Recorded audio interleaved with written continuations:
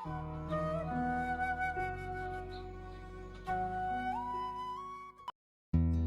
My dear beautiful souls, आत्मा नमस्ते। मेरी सारे ब्यूटीफुल सोल्स का शिवो हम 333 चैनल पे बहुत बहुत वेलकम है। आज का हमारा टॉपिक है ग्रैटिट्यूड एंड थैंक यू। वैसे तो ग्रैटिट्यूड, कृतज्ञता तो हम बचपन से सीखते और करते आ रहे हैं। हमने आज तक यही सुना था कि हमें कुछ मिलता है तो हमें धन्यवाद या थैंक यू करना चाहिए, ये मैनर्स होते हैं। पर आज हम थोड़ा डिफरेंट वे में इसी को प्रैक्टिस करेंगे। जो भी चीज़ें हमें जीवन में चाहिए उसके लिए पहले ही थैंक यू बोल देना है। इसके पीछे का लॉजिक ये है कि यूनिवर्स को जब हम थैंक यू बोल देते हैं तो वह उसे फुलफ़िल करने के लिए बाइंड हो जाता है, बाध्य हो जाता है। जिस भी विश के लिए आप एडवांस में थैंक यू बोलते हैं, उस गिफ्ट या विश की पैकिंग में एंजल्स, देवदूत लग जाते हैं। फिर डिवाइन टाइम पे, उचित समय पे हमें वो पार्सल कर दिया जाता है।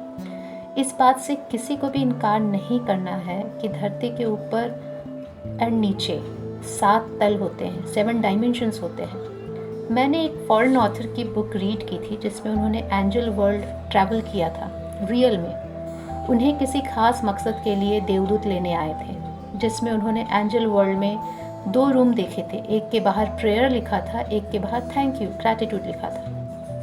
ग्रैटिट्यूड वाले रूम में एंजल्स काफ़ी बिजी थे, विशेस की पैकेजिंग हो रही थी, एंड प्रेयर्स वाले एंजल्स रिलैक्स हो ग्रीन सिग्नल का वेट कर रहे थे। ऑथर ने जब पूछा हेड ऑफ द डिपार्टमेंट से, हेड ऑफ द एंजल से, कि ऐसा क्यों हो रहा है, तब उन्होंने बताया कि यह यूनिवर्स का लॉ है।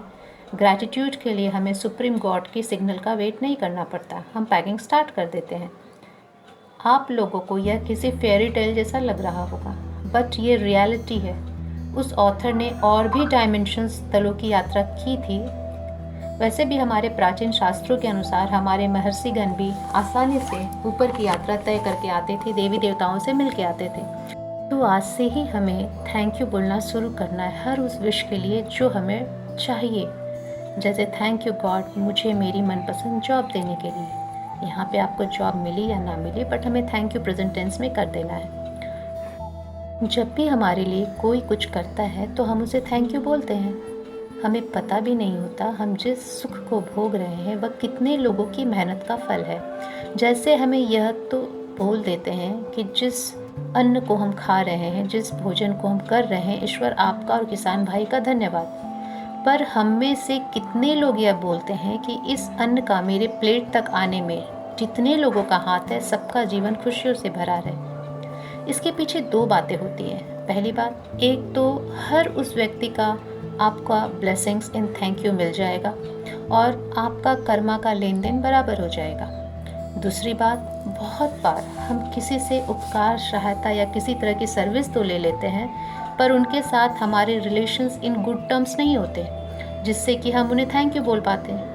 ऐसे में अगर हम यह बोल दें कि जितने हाथों से होकर भोजन हमारे पास आया है उन सबको थैंक यू एंड ब्लेसिंग्स, तो उस बंदे की सोल को अनजाने ही आपने प्यार भेज दिया, ब्लेसिंग्स भेज दी, वो भी साफ सुथरे मन से। क्योंकि जब ऐसा आप बोल रहे थे तो पर्टिकुलर सिर्फ उस बंदे के बारे में नहीं सोच रहे थे, अपितु कलेक्टिव में आपका ध्यान था। यहाँ आपका फॉरगिवनेस प्लस ग्रैटिट्यूड दोनों ही अप्लाई हो गया। हम सबको इस लॉजिक को अपने अपने वे में डेली यूज़ में लाना चाहिए। ये ग्रैटिट्यूड की टेक्निक मैजिकली वर्क करती है, स्पेसिफिकली उन लोगों पे जिनके साथ आपके टर्म्स अच्छे नहीं हैं, या फिर आपको लगता है कि इसका तो ड्यूटी है मेरे को सर्विस देने का।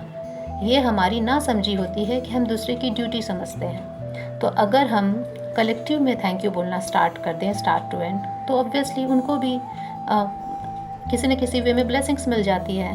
हम सबको इस ग्रैटिट्यूड वाले लॉजिक को अपने अपने वे में, अपने अपने सेंटेंसेस में डेली यूज़ में लाना चाहिए। ये मैजिकली वर्क करता है ये टेक्निक। ये तो अब तक हमने देखा कि अच्छी चीज़ों के लिए ग्रैटिट्यूड करना है, बट क्या हमने कभी अपने साथ हुई unpleasant moment, situations, people, place, thing के लिए थैंक यू कहा है यूनिवर्स को? नहीं ना।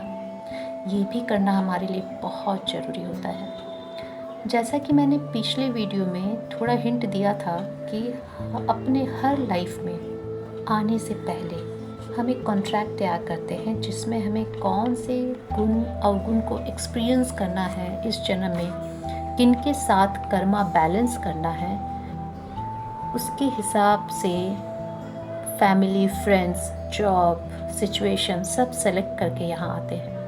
हमारा मेन मकसद होता है लेसन लर्न करना, अपना हिसाब किताब अदर सोल के साथ चुकता करना। अगर हम ऐसा नहीं करते तो हमें दूसरी लाइफ एक्स्ट्रा इसे इनकम्प्लीट लेसन को पूरा करने के लिए लेनी होगी। जैसे हम स्कूल में पढ़ते हैं, अगर 4th में स्टैंडर्ड में फ़ेल हुए तो वापस 4th में ही एडमिशन होगा। अगर हमें 10th स्टैंडर्ड तक की क्लासेस है हमारी, तो अगर हम किसी क्लास में फ़ेल होते हैं तो जो हमें 10 साल में कोर्स कवर करना था वो हम 11 से 12 ईयर्स में करते हैं। हमारी नंबर ऑफ़ लाइफ्स बढ़ जाती है।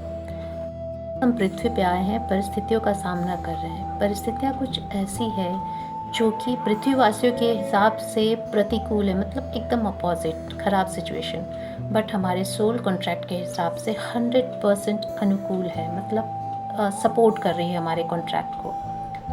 तब जनरली हम लोग यूनिवर्स से, भगवान से, अपनी तकदीर से क्या करते हैं, उनको कोसते हैं, मेरे साथ ही ऐसा क्यों, मैं ही क्यों, राइट। उदास होते हैं, रोते हैं, या फिर थोड़ा ज्ञान अगर हम में है तो हम क्या बोल देते हैं, जैसी प्रभु की इच्छा। बट इस जैसी प्रभु की इच्छा में भी हमारा दर्द समाया रहता है।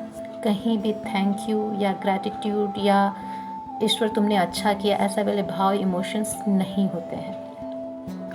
पर क्या हम जरा भी ग्रैटिट्यूड या थैंक यू फील करते हैं?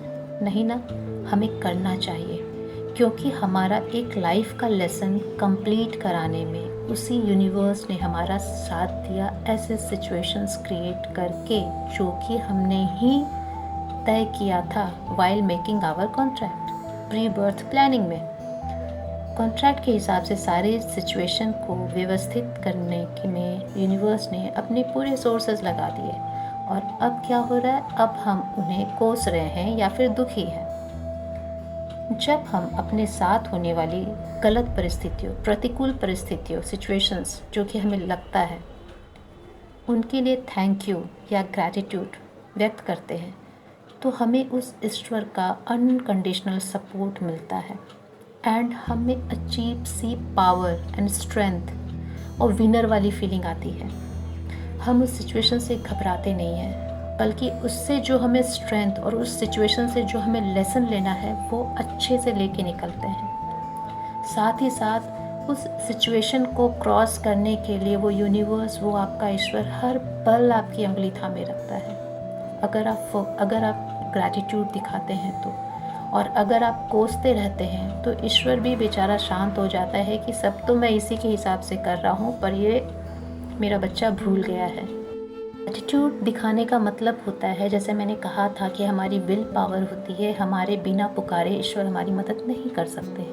तो जब हम ग्रैटिट्यूड, आभार व्यक्त करते हैं तो ईश्वर को एक संकेत मिलता है, मेरा बच्चा मुझे पुकार रहा है, उसकी मतलब वो उसने मुझे हेल्प के लिए पुकारा है, मुझे उसकी हेल्प करनी है। तो मैं ऐसा नहीं कहती वो सिचुएशन बदल देगा, बट वो सिचुएशन को बहुत लाइट कर देगा, जिससे कि आप उस सिचुएशन से आराम से निकल जाएं, एंड जो लेसन लेना है वो भी ले लें, बिना किसी एक्स्ट्रा स्ट्रेस के, डिप्रेशन के, बहुत बड़ी बीमारी के। मतलब सब कुछ आपका सिंपल वे में सॉल्व होता चला जाएगा। एंड ट्रस्ट मी, आपको इतना कॉन्फिडेंस दिल की गहराइयों में महसूस होगा, आपका हैप्पीनेस, कॉन्फिडेंस सब बहुत हाई लेवल का रहेगा, और जब आप उस सिचुएशन से निकलोगे तो ट्रिमेंडस चेंज होगा आप में, आप पूरी तरह से बदल चुके होगे। और अगर आप थैंक यू नहीं जताते हो तो आप टूट चुके होगे। हमारी चॉइस है कि हम जो लिख के आए हैं उसे हमें कंप्लीट करना है, या हमें और टूट के और बिखर के अपनी सोल को और नीचे गिराना है। तो हमें ग्रैटिट्यूड करना है या नहीं करना है, ये लॉजिकली हमें तय करना होगा। एक बात तो तय है, जब हम इस पृथ्वी पे आते हैं तो कोई ना कोई एंजल, देवदूत ऑलवेज हमारी टेक केयर करते हैं, वो हमारे आसपास ही रहते हैं। बस ज़रूरत है जब जब हम उनको थैंक यू बोलते हैं तो वो कुछ ना कुछ मैजिकली, कुछ ना कुछ हमारे लिए अच्छा कर जाते हैं। तो हमें इस बात पे ध्यान ऑलवेज देना चाहिए कि ग्रैटिट्यूड का भार हमेशा अपने अंदर बनाए रखें। सोल्स, ये मैं अपने पर्सनल एक्सपीरियंस से बता रही हूँ कि जब तक मैं सभी की तरह आम आदमी के जैसा अपने आप को, अपने तकदीर पे थोड़ा सोचती थी, तब तक मैं बहुत डिप्रेस और बहुत लो फील करती थी। बट जब से मैंने अपनी सारी परिस्थितियों को सरेंडर करना स्टार्ट किया है एंड ग्रैटिट्यूड देना स्टार्ट किया है, I started feeling very happy, very confident. And ऐसा नहीं सिचुएशन चेंज हो गई मेरी, बट लिटरली मुझे वो सिचुएशंस वैसी लगती नहीं जैसे पहले लगती थी।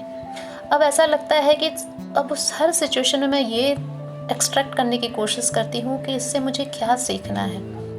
मैंने जैसे आपको पहले बताया था कि ऐसा नहीं कि मैं बहुत ज्ञानी हूँ या मास्टर हूँ, बट मैं जिन चीज़ों की प्रैक्टिस कर रही हूँ, जिसमें मेरा पॉजिटिव एक्सपीरियंस और अनुभव एंड पॉजिटिव आउटकम्स मुझे मिले हैं, मैं बस वो सब शेयर कर रही हूँ। मेरा ये जो भी मैं आपसे शेयर करती हूँ, इसमें से कुछ न कुछ बातें पढ़ी हुई सुनी हुई रहती है, बट मैक्सिमम मेरे खुद के एक्सपीरियंस रहते हैं।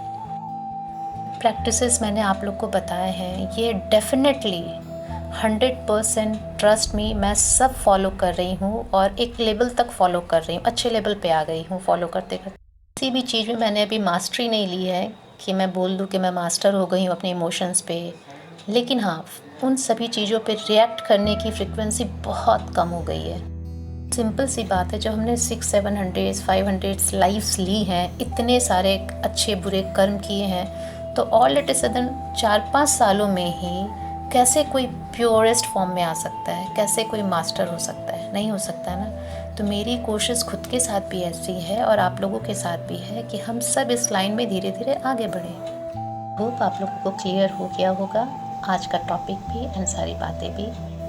तो आज के टॉपिक का नटशेल यही था कि हमें अच्छी बातों के लिए तो करना ही है, जो हमें एडवांस में हमें थैंक यू बोलना है, जो हमें फ्यूचर में चाहिए। And the most important thing, हमें अपने साथ होने वाली हर बैड सिचुएशन का, हर अपोजिट सिचुएशंस का, अनप्लेजेंट सिचुएशंस का भी आभार, ग्रैटिट्यूड यूनिवर्स को देना है for sure. Trust me, you will feel very light, very confident and very connected to your God. Trust me. तो my dear beautiful souls, आप सब ये प्रैक्टिस में लाएंगे। तो मिलते हैं फिर नेक्स्ट वीडियो में, तब तक के लिए आत्मा नमस्ते।